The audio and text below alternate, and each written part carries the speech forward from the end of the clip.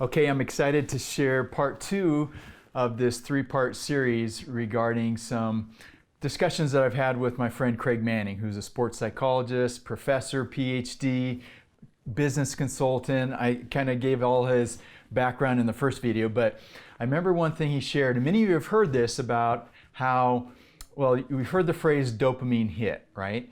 Well, he talks about the example of the military. Why do they require them to make their bed first thing in the morning? Well, it seems like such a small thing, but it's an accomplishment that makes you feel good first thing in the morning. And that's a little bit of a dopamine hit by making your bed, feeling like I accomplished something already today and the day just started. And compare that to, well, many people start their day off with prayer or meditation or some type of reading. Compare that positive dopamine hit to turning on your phone first thing in the morning and jumping on your social media feed, or checking your email or the news or something of that nature. I put down some notes here, and I said that's kind of how I used to start my day, is by turning on my phone. It's not a great way to start the day, because then you're if you start it with intention instead of just reacting to what's happening in your inbox or your feed, now it's a proactive way to start your day. So go to bed with the idea of what you're going to do first thing in the morning, whether that's making the bed, reading, prayer, exercise. Otherwise, I personally tend to procrastinate those things that are important, and sometimes they never get done. So that word procrastination, Craig shared a story of Shaun White. I don't know if you're familiar with him, but if you live in Utah, if you're a snowboarder, you probably know Shaun White. He's got a great hair color, great head of hair, redhead guy. He's won just about every gold medal there can possibly be in snowboarding and winter sports. And he told a story of one time when he was coaching the U.S. Olympic team, Craig was, and I think they were in Europe somewhere, and Shaun White would show up, and a lot of these athletes don't get to, they have these, what do they call them? The tube, or the half pike. Okay, it's called a half pike. And a lot of these countries don't have half pikes for their athletes to practice. It could be, I don't know, in Jamaica, for example. I don't know, it's a place where there's no snow, and that's critical practice time for them to use the half pike. So they have to be very efficient with their time. So a lot of what Craig noticed is a lot of these athletes would show up, and they start with their easy maneuvers early in the morning. And by the time the afternoon got there, they only had about from 10 to 2 window, because if you're familiar with the half pike, it can get very icy. If the sun hits it at a certain level and certain times of the day, it can be really slippery and dangerous. So there's only a certain window they could practice. And a lot of these athletes would start out with their easy maneuvers, and by the time they got to their more difficult maneuvers, it was too late. They had to shut down the half pike, and they couldn't really practice them. So what does Shaun White do? He gets their first thing, his very first maneuvers are his most difficult, and a lot of people thought he was trying to get in the heads of his competition, which he was. He did get in their heads because they're seeing him do this hard stuff right from the beginning, and he was done by noon. And he was off doing other stuff. He'd accomplished what he needed to, went out, hit the hardest. So Craig's analogy there was that if we procrastinate the hard things, a lot of times we never get to those things that are most important. And another analogy is, another example he uses when we go to sleep at night. You have to realize your mind continues to process information and work while you're sleeping. And what is it focusing on? It's focusing on what you were doing last before you fell asleep. So are you on your phone, on your devices, or soaking up news or negative content, or comparing yourself with others, or whatever it may be? Or are you reading good content? Are you counting your blessings? Are you, reading good things that can process in your brain while you're sleeping? Utilize those 6 to 8 hours while you're sleeping. Take advantage of that. And so the night before, he said, so right before you go to sleep, and when you wake up, those are very key moments for your success. What are you reading? What are you watching? What are you discussing? What are you thinking about right before you go to sleep? Are we expressing that gratitude, like I said? So this is another reason why many people pray or meditate before bedtime, to get in that state. Now, Craig said there are times when you may find yourself in a spiral, a negative downturn. We talked about, or you may have negative thoughts or dealing with addictions. We all go through those times when things aren't perfect.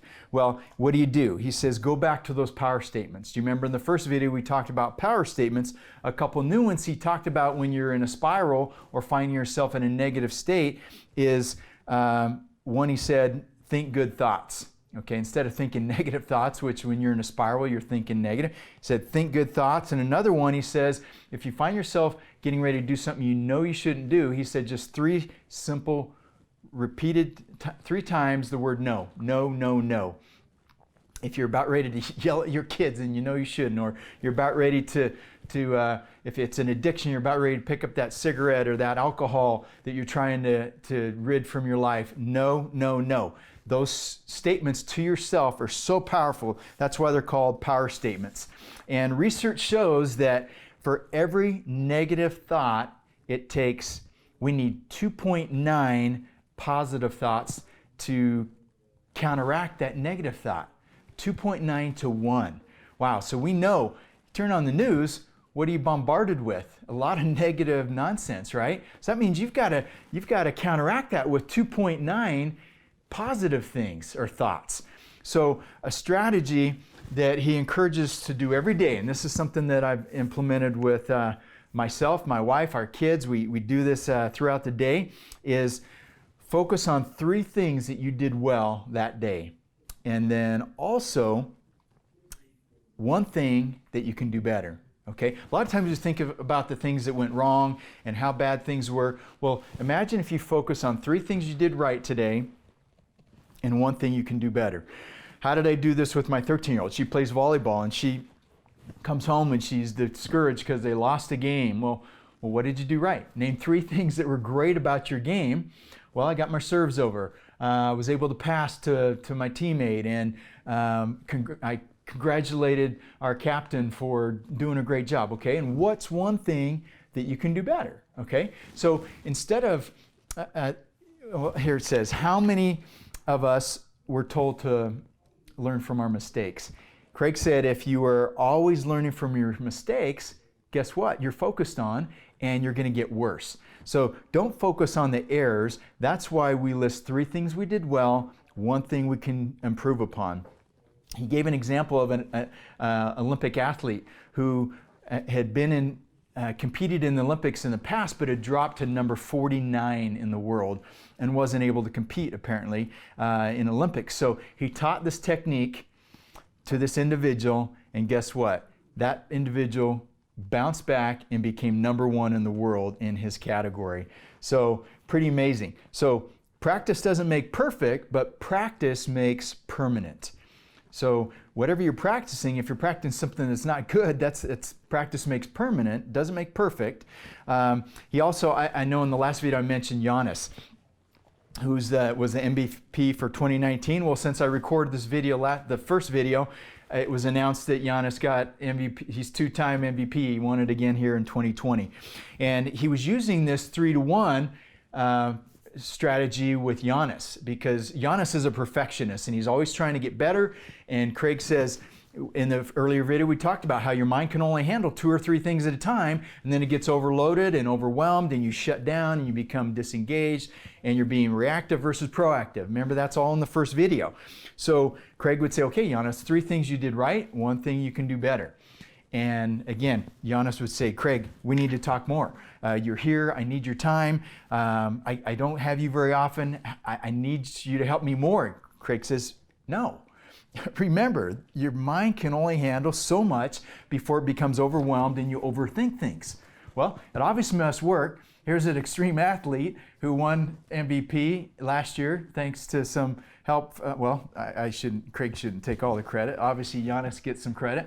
But this stuff works, folks, and it can work in your business, it can work in your personal life, it can work in just about any area of your life. So your assignment at the end of the day today, and as many days as you want to improve and do better, is, and it works better if you write these things down. 3 things you did well, 1 thing you can do better, and I really want you to master this and help somebody else.